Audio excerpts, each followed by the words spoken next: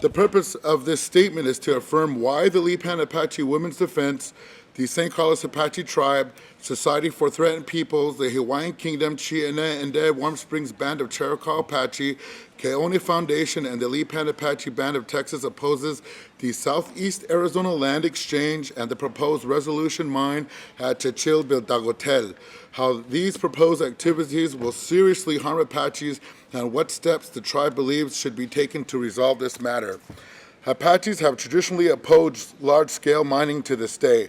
Since 1996, the tribe's Elder Cultural Advisory Council has written several formal letters to federal and local government agencies strongly opposing large-scale mining. Long before that, countless Apaches fought, killed, and died protecting our homelands from this large-scale mining. Mining is inconsistent with our conservative, traditional Apache values. We have been taught to respect the natural world and to keep it clean and natural. Our traditional relationship with the land is deep and personal. We depend on the natural world for our survival. Our survival depends on maintaining our personal relationships with all living things. Our word for earth is negostan. Earth is woman. We're taught never to desecrate her by digging deep into her veins. In pre-reservation days, rape was punishable by death, the victim's relatives exacting justice from the perpetrator. When our ancestors saw disrespectful minors raping Negostan, they responded. Can you just go slowly? Okay. Go slowly. You have time. So, Okay. When our ancestors saw disrespectful minors raping Negostan, they responded harshly in a proper traditional manner.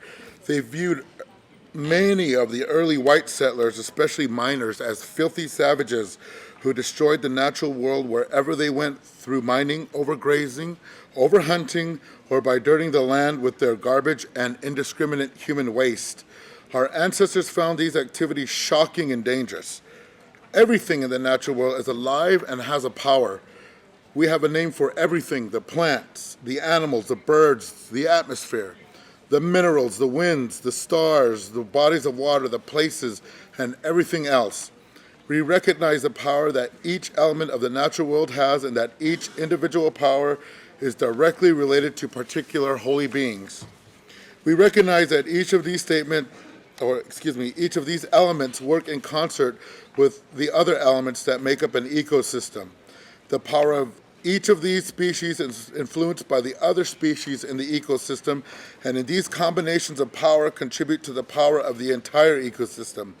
All of these powers are in turn influenced by the particular power of the place they are found, so that the power of each ecosystem cannot be duplicated or replaced.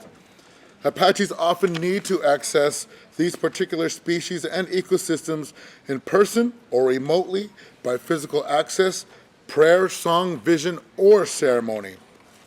Our traditional specialists use song cycles and ceremonies, just like modern scientists use formulas and technology for the community's healing, protection, and physical and spiritual well-being and happiness.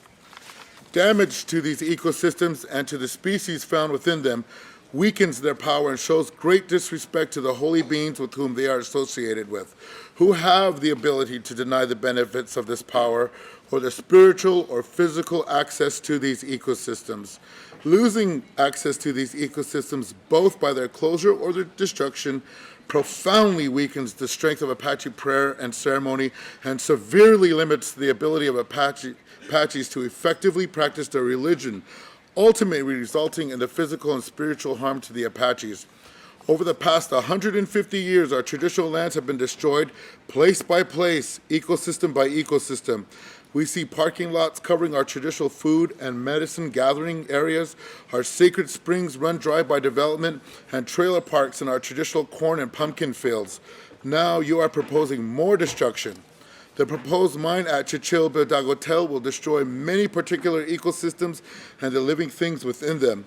These ecosystems and living things are associated with particular holy beings that we depend on, in particular a certain kind of Gon, all-powerful mountain spirits with whom Chechil-Bildagotel is associated. Destroying this area will greatly hurt our ability to conduct public and private ceremonies involving these Gon and other holy beings. The area impacted by the mine includes cherished traditional food and medicine gathering areas, which would be forever lost if the mine were to open. We believe that the proposed mine will seriously affect the waters both above and below the ground that we depend on for physical and spiritual sustenance. We believe that there is no way to mitigate this loss or the serious impacts to the Apaches. We believe that destroying these ecosystems will violate our civil and religious and human rights.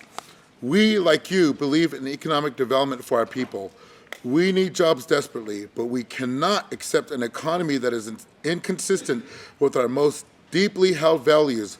Just as you don't want jobs for your young people that are based on drugs or prostitution, we don't want jobs that are based on destroying Nigostan. We believe that an economy based on extractive industries is short-term and physically and spiritually harmful. We believe, like so many international reports indicate, that extractive industries rarely benefit Indigenous communities.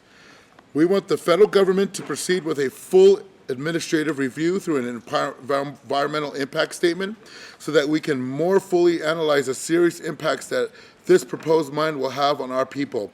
Existing cultural resource legislation has been ignored by the absence of meaningful government-to-government free prior informed consent consultation and the absence of responsible efforts to manage lands important to Indigenous populations, not to mention the public at large. At that time, we will be happy to discuss in detail these impacts and the ways in which they may or may not be mitigated. We would like to work with our local, state, federal, and international governments in identifying long-term responsible economic development strategies for all of us that are consistent with both traditional Apache values and scientifically informed environmentally sustainable practices.